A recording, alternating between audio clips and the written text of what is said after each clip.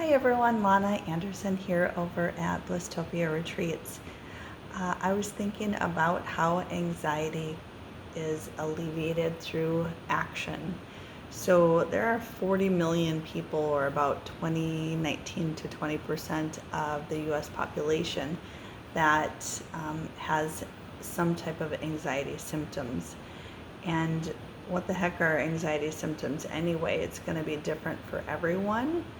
Some people might feel like they have like an imposter syndrome where it feels like your self has almost been hijacked by someone else.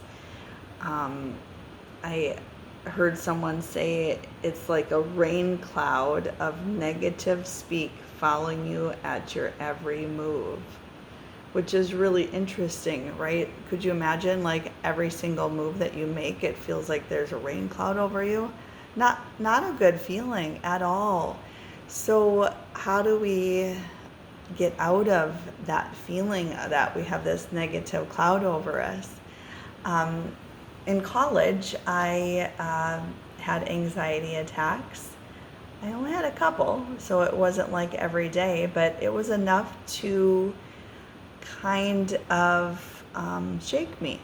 So my first anxiety attack, I was sitting in a class and nothing, there's no test, no nothing or anything like that, just sitting there. And over the course of about 10 minutes, I was feeling like I was gonna die, like literally die.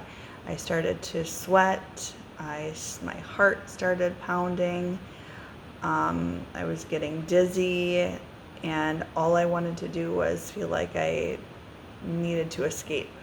And so I left the classroom and went to the bathroom, and I just sat down. I didn't know what was going on. It was very confusing, right? Because like what's happening to me? And a couple people asked, "Hey, are you all right?" And I'm like, "Of course, yes." Oh, another thing that was happening was my ears were ringing, so I couldn't really hear anything because my ears were ringing, and it just felt like everything was blacking out. So I got through that first anxiety attack, and I didn't really think much more of it. Like, oh, that was weird, and but then I felt fine. It was gone. It was done. So until it really happened again, I didn't think of anything of it. So it happened again, and I was needing to make sure that didn't happen again, right? Because something wasn't right, and I needed to figure this out. What is this? And part of me, I was studying psychology. That was my degree in college. I was like, well, this is interesting, right? So that I can be my own client. And I thought, you know what? Action is going to alleviate that. And what I started thinking about and feeling was, you know what? I'm going to make this anxiety, whatever that feeling was, the things that came up to me, whether it be the ringing in my ears or the sweat or that sensation like, oh my gosh, here it comes again. Instead of pushing it away like, oh my gosh, it's going to happen again, I was like, bring it on, baby. Oh my gosh, let's bring this on. Come closer. Let me be your friend. I want to see what lesson you're trying to teach me. What is this? And just sit with that. As it came in, I just set any fear aside. I'm like, I'm not scared of you. I'm not scared of you. Let's just put the fear aside and let's see what this is about. Let's see what the ringing in the ears was about. Let's see what this sweat is. Let's see what this feeling of like I'm gonna freaking die is about. And it didn't happen again. It happened like once or twice. But it subsided because I got close to it instead of trying to push it away. I tried to figure it out, so I created action behind it.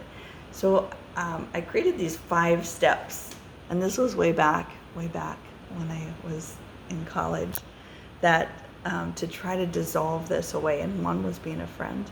but there were other steps of action. So awareness on your breath is super important. That's the first step to dissolve anxiety away through action.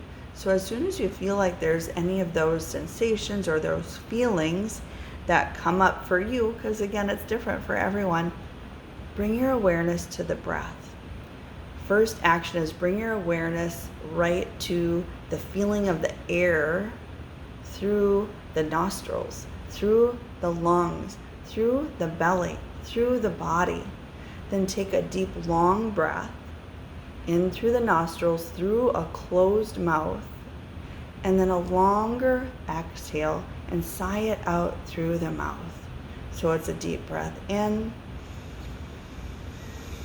and an audible sigh out. All that is action, right? So instead of thinking and feeling and perseverating on the anxious feeling, go, you know what? I got my breath here. So focus on that. Breathe it in and an open mouth sigh out. Do this for at least a couple minutes. You can do this sitting, standing, really wherever you're at, or lying down. And the beauty of the breath is it's always with you. We carry it everywhere we go. You're in charge of it. So we are in charge of managing our breath. The breath is not in charge of managing us. I'll say that again. Our breath is not in charge of us. We are in charge of managing our breath, just like our thoughts. The second one is intentional movement. And I, of course, love yoga, but I also like Qigong. I also like Tai Chi. I also like hiking. So there's lots of different movements. I love dancing too. And so, oh gosh, there's so many choices to choose from. So move your body, because that anxiety builds up energetically in the physical body. So once you move in Qigong, yoga, hiking, walking, whatever it is for you, boxing, some people like to box, that can help push that anxiety aside so that it gets almost kicked out. And so what I'm talking about boxing too is not like boxing one another. It's more like fitness boxing against a heavy bag. So remember, action dissolves anxiety. The third one is check in what foods seem to trigger anxiety and which relax you. So back in college, here's a confession. I drank pop. I drank Diet Pepsi. I know, the worst thing for you. The caffeine, the artificial sugar in there, complete crapola, right? It's not going to help your body. But I was like, you know what? There's something in my diet that might be causing it. So check it out. See what foods you ate, what you didn't eat. And you got to be honest. You know, that's the only way to resolve it. So let's be honest, and not for a moment, but always, because it is the only way to a solution, is to be honest. So what are you eating and drinking? Are you drinking alcohol? Yep. Well, that's going to create anxiety, because that's what it does. Alcohol creates anxiety. Are you drinking caffeine? Yep. That equals anxiety. Salmon. Are you eating salmon? You know what? Salmon reduces anxiety. So I started to put salmon in my diet, and I've always loved salmon, but just knowing those things makes a big difference. Turmeric. Are you eating turmeric? If yep, then that reduces anxiety too. So when we eat foods that really nourish our body and our minds respond in kind. So action for a solution for each choice of food and drink that you ingest. Super important. Number 4, do you know about the distractions that lead you into quicksand? Oh yeah, they're all around us. Notifications on our phones. Laptops, news, shiny things, so on. All those things that are distracting. These distractions might feel kind of good at first because you get this little boom, boom, check that, but it eventually leaves you in this land of, Oh my God, nothing got done because I kept checking. I was distracted by all the notifications. Fuck. Okay, those are the quicksand traps. So it's like walking into quicksand and you can't get yourself out of there. So here are some other quicksand traps in no particular order. Texting friends or family about nothing in particular.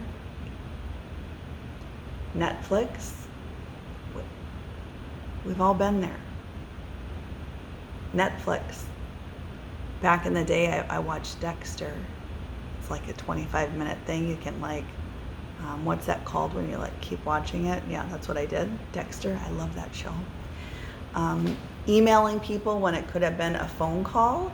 So just picking up the phone that can get you that resolution that might be needed instead of emailing and then waiting for a response back. So picking up the phone and getting it all resolved right then and there. Scrolling on social media. Yeah, we're all guilty of it, right? It's an addiction. It's a quick hit to the brain, and the brain likes those little hits, but it creates anxiety. You get it? You get the idea. So get clear on those and notice when you're doing them. So I know this might seem overwhelming, and I don't want to overwhelm you. That's the last thing that I want to do for anyone. So number 5 is go back to 1, 2, 3, or 4, because I don't want too many choices. So that is number 5, is eliminating choices. So cut out some of the choices that you have. Maybe if there's you're wanting to do something and it feels overwhelming because there's a bazillion choices, just say, you know what, I have 1 or 2 choices right now. 1, I have a choice to get up, get my ass out of bed, and do the dishes. Or I can get my ass up out of bed and brush my teeth. So simple, right? So cut the choices down. But the choices are important, but dwindle them down. So once you make that choice, so then you do 5, 4, 3, 2, 1.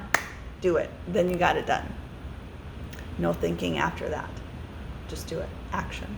So please reach out to me or Blisstopia Retreats if you have any questions. I'm happy just to chat, and let me know what and how this might be helpful for you in taking any of those steps. And I think that's it. All right. Peace out, bliss out, friends.